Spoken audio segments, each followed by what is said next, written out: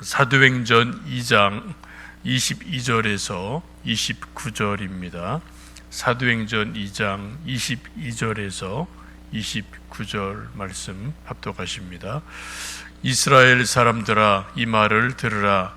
너희도 아는 바와 같이 하나님께서 나사렛 예수로 큰 권능과 기사와 표적을 너희 가운데서 베푸사 너희 앞에서 그를 증언하셨느니라.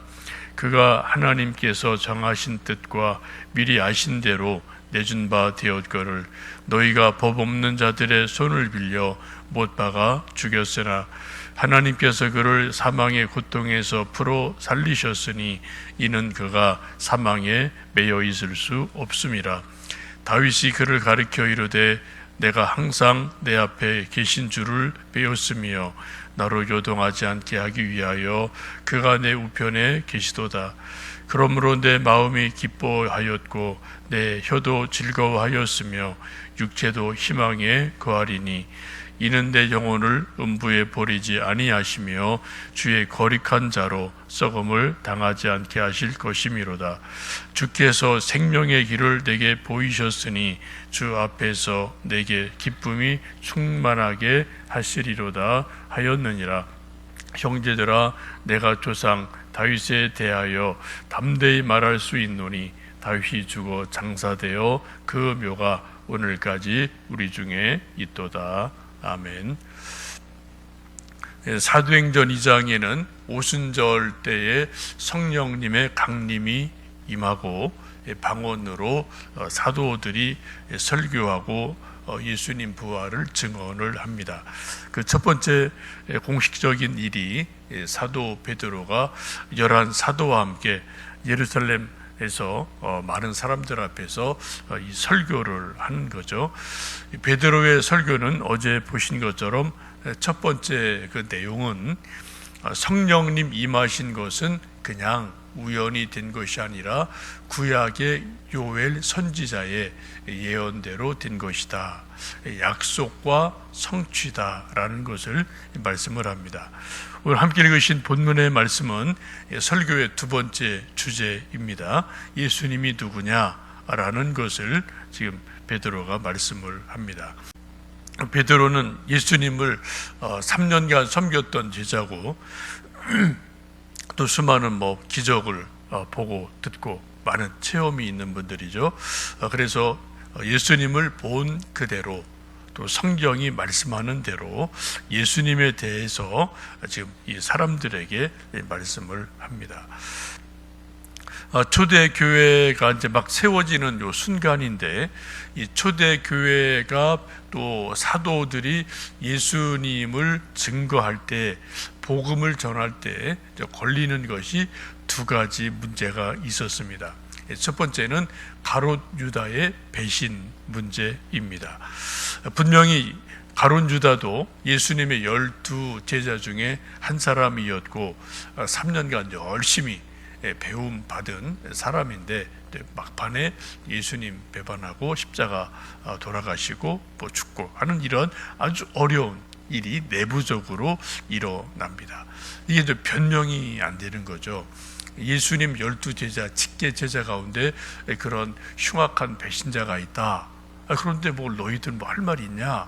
이게 좀 말이 나오면은 참 곤란한 일이죠.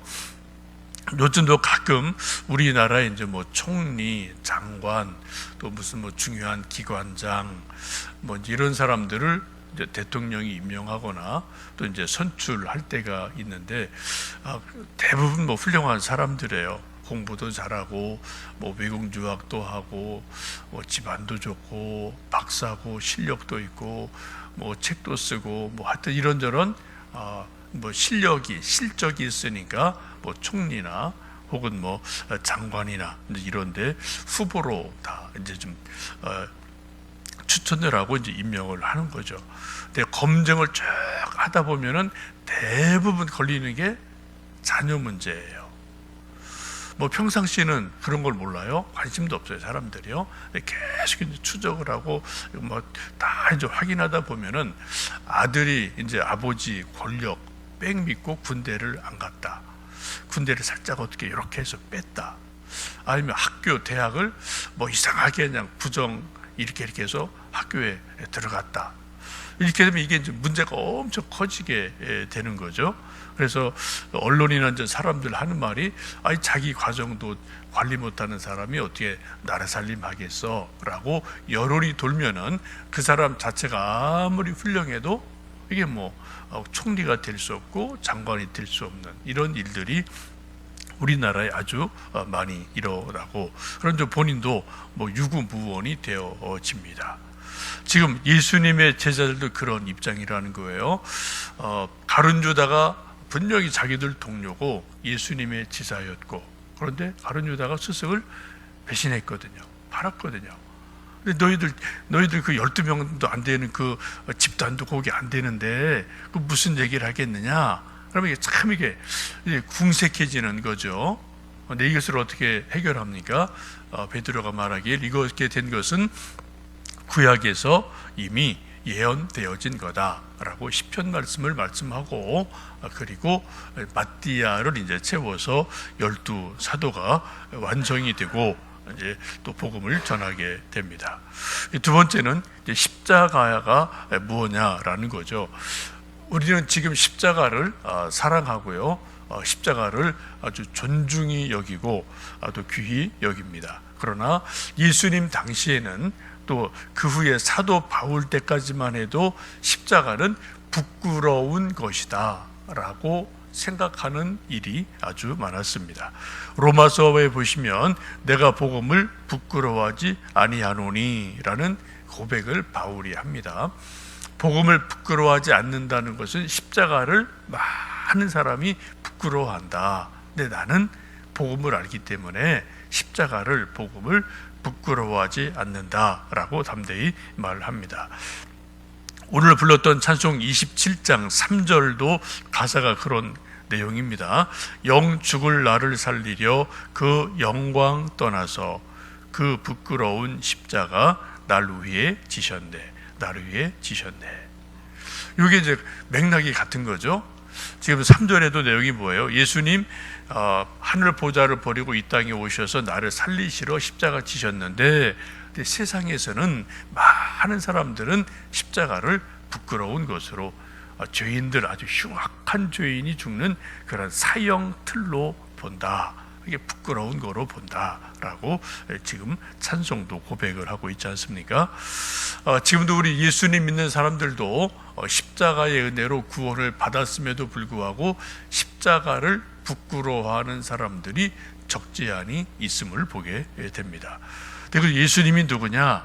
22절, 23절에 보시면 이렇게 말씀하죠. 베드로의 설교입니다. 이스라엘 사람들아, 이 말을 들으라. 내 말을 좀 들어봐라. 너희도 아는 바와 같이 하나님께서 나사렛 예수로 큰 권능과 기사와 표적을 너희 가운데 베푸사 너희 앞에서 그를 증언하셨느니라. 그가 하나님께서 정하신 뜻과 미리 아신 바대로 되어준 바 되었거늘 너희가 법 없는 자들의 손을 빌려 못 박아 죽였다라고 말씀합니다. 예수님이 어떤 분이라고요? 예수님은 나사렛 예수다라고 말씀을 하죠. 그런데 그 나사렛 예수에게 하나님께서 큰 권능, 기사, 표적을 베푸는 엄청난 능력을 주셨어요. 그래서 우리가 아는 것처럼 오병이어 기적이 일어나고 바다가 잔잔해지고 죽은 나사로를 살리시고 안전뱅이를 일으키시고 하여튼 엄청난 그런 기적들이 일어나죠. 이거를 뭐 한두 사람이 아니에요. 뭐 수십 수백 명이 다 뭐 수천 명이 보고 듣고 한 일들이기 때문에 예루살렘 사람들이 이것을 부인할 수가 없죠. 다 직접 본 사람도 있고 고침받은 사람도 있고 뭐 얘기 들은 사람이 있고 이렇게 이게 다 아니까 아주 공개적으로 말해요. 이스라엘 사람들아, 이 말을 들으라. 너희도 아는 바와 같이 너희도 이거 다 이런 거 알지 않느냐? 라고 말하면서 하나님께서 나사렛 예수에게 이런 큰 능력과 기적을 베푸는 힘을 주셨다. 그런데 어떻게 해요? 결국은 너희들이 법 없는 자들, 이제 로마 총독을 말하죠. 그들의 손을 빌려서 십자가에 못 박아 죽였다라고 예수님의 살아계실 때의 놀라운 기적 베푸심, 근데 법 없는 자들의 손에 의해서 십자가 달려 돌아가심. 그런데 세 번째 24절에 그렇게 말씀합니다. 그런데 하나님께서 그를 사망의 고통에서 풀어 살리셨으니 이는 그가 사망에 매여 있을 수 없음이었다. 예수님이 사망 권세를 이기고 부활하셨다라고 말씀을 하고 있습니다. 여기서 아주 중요한 것은 십자가의 예수님의 죽으심을 이제 베드로가 설교하고 설명을 하고 있습니다. 여러분, 우리 예수님 믿는 사람들은 누구입니까? 한마디로 말씀드리면 십자가를 믿는 사람들이에요. 세상에 많은 사람들은 지금도 교회마다 십자가가 있고 뭐 여기저기 십자가가 참 많지 않습니까? 근데 그 십자가를 그냥 아무런 의미 없이 그냥 봅니다. 뭐 바라보지도 않죠. 뭐 십자가 있는지도 모르고 뭐 없는지 관심이 없어요. 그냥 세상 사람들은. 그렇죠? 그러나 우리 예수님 믿는 사람들은 우리 교회뿐 아니라 어디 뭐 서울을 가든 어디 지방을 가든 어디 교회가 있고 십자가가 이렇게 쭉 보이게 있으면 그래도 한번 이렇게 보고요. 또 마음에 한번 생각을 하고, 아, 저기 십자가가 서 있구나. 또 십자가 믿는 사람들이 저 교회에서 모이는구나. 뭐 이런 우리 생각을 한 번은 우리가 하지 않습니까?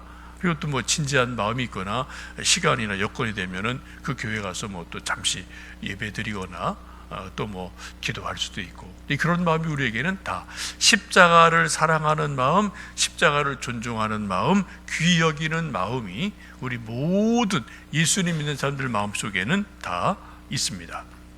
왜요? 십자가는 바로 예수님이 달려 죽으신 부끄러운 사형 틀이지만 성경적인 내용을 쭉 보시면 이 십자가에는 하나님의 제사적 의미가 분명히 있다는 겁니다. 그게 뭡니까?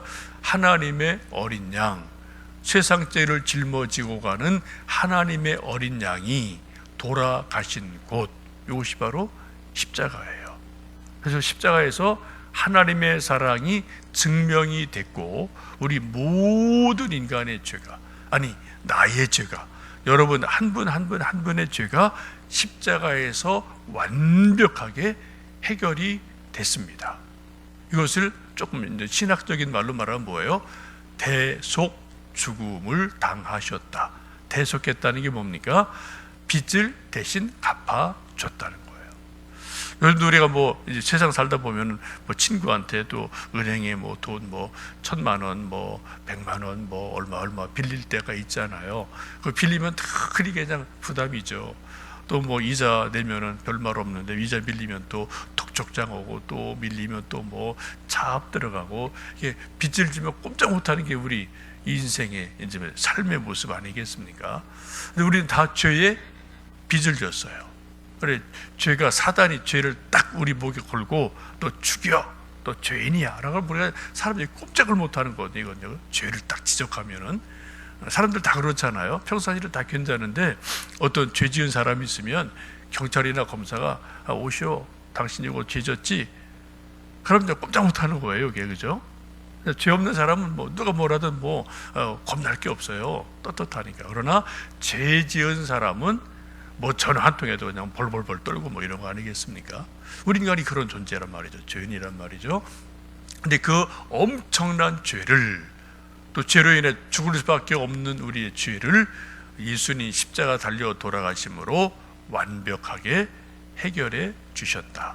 대속 죽음을 죽으셨다. 그래서 우리가 십자가를 알면, 믿으면 우리 모든 사람은 누구든지 원죄로부터, 현재의 죄로부터, 미래의 죄로부터 완벽하게 해결된다. 자유를 얻는다. 이게 십자가지 않습니까? 그래서 우리가 십자가를 귀히 여기고 사랑을 하고, 우리가 정말 십자가를 알면은 십자가가 부끄러운 것이 아니라 정말 이건 귀한 거다. 하나님의 영광이다. 우리 구원의 자리다. 이런 것을 우리가 알게 되고 십자가를 자랑을 하게 됩니다. 여러분 십자가의 그 은혜를 다시 한번 오늘 깊이 생각해 보시고, 그래 결국은 또 이제 25절 이하의 말씀 보시면 이제 다윗의 시편을 쭉 인용을 하면서 예수님 부활하신 것은 다윗의 그 예언에 이미 되어 있다. 하나님께서 늘 붙들어 주시고 또 죽음 가운데도 27절 보시면 내 영을 음부에 버리지 않고 거룩한 자로 썩음을 당치 않게 하신다라고 부활하실 것을 예언함을 말씀을 합니다. 그리고 결국은 28절에 주께서 생명의 길을 내게 보이셔서 내게 기쁨이 충만합니다 라고 고백을 하고 있습니다. 구약에서는 모세 율법을 주셨고 양을 잡고 소를 잡아 죄 사함을 받도록 하셨습니다. 피 제사를 드렸죠. 그런데 구약은 신약의 예표인데 예수님은 바로 하나님의 어린 양이 되셔서 십자가 달려 돌아가심으로 피 흘리심으로 우리 모든 죄를 단번에 완벽하게 용서하시고 짊어지셨다라고 말씀을 합니다. 하나님의 인류 구원의 클라이막스, 그 결정적인 것이 바로 십자가예요. 그래서 우리가 이 아침 다시 한번 십자가를 깊이 생각하시면 좋겠습니다. 이 설교를 쭉 하는 이유는 그겁니다. 지금 성령이 충만해 지금 베드로가 설교하고 있죠. 성령이 임하면 성령님이 아주 강력하게 조명을 해주는 부분이 뭐라고요? 십자가를 조명을 해주는 거예요. 여러분 이제 공연장이나 극장이나 이런 데 가면 우리 교회도 여기 서치라이트가 이렇게 좀 두 개가 이렇게 좀 비춰주기 조금 밝은데요. 다른 거 다 끄더라도 이 서치라이트를 키면은 이 부분이 좀 환하게 크로즈업 되고 좀 밝아지죠. 성령님이 사람들에게 임하면 또 이때 임하시면 강력하게 쫙 비춰주는 게 뭐라고요? 십자가를 쫙 비춰주는 거예요. 그 전에 십자가가 아유 그냥 죄인들이 죽는데 아유 저거 나쁜 거 이렇게 좀 여기던 십자가를 성령님이 쫙 비춰주니까 십자가 의미가 확 살아나는 거죠. 십자가가 그냥 죄인들 죽는 사형 틀이 아니라 하나님이 나의 죄를 대속해 주신 하나님의 어린 양이 나 대신 달려 돌아가신 곳이구나, 하나님의 사랑이구나, 내 구원의 장소구나, 이거를 우리로 하여금 분명하게 알게 하는 그러한 역사가 일어난다라는 거죠. 지금 성령 충만한 베드로가 이 부분에서 십자가를 쫙 조명을 해주는 그런 것을 볼 수가 있습니다. 이 아침 여러분 다시 한번 십자가를 좀 깊이 묵상하시면서 십자가에 달리신 예수님, 또 나의 죄를 대속하신 예수님, 그래 내가 완벽하게 구원받고 대속받고 죄사함 받은 것을 다시 한번 깊이 생각하시고 십자가를 사랑하시고요, 또 십자가를 우리 아들 딸들에게, 우리 친구들에게 십자가가 이런 거야 라고 또 우리가 또 전해줄 수 있는 복된 하루 되시기를 축복합니다. 기도하겠습니다.